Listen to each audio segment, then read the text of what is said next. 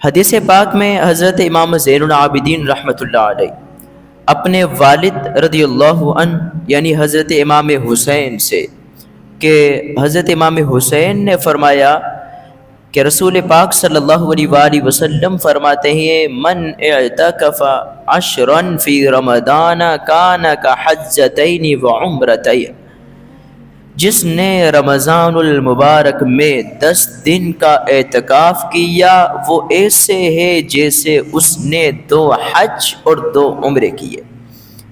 یعنی اگر وہ چاہتا ہے کہ وہ 2 حج اور 2 عمروں کا ثواب حاصل کرے رمضان میں، تو کیا کرے؟ آخری 10 دن کا اعتکاف کرے۔ یہ اعتکاف اس کو 2 حج اور 2 عمروں کا ثواب دلا دے گا۔ بیٹھے بیٹھے اللہ کے گھر میں یہ ہے رمضان کی برکتیں، یہ ہے آخری 10 دن اعتکاف کی برکتیں۔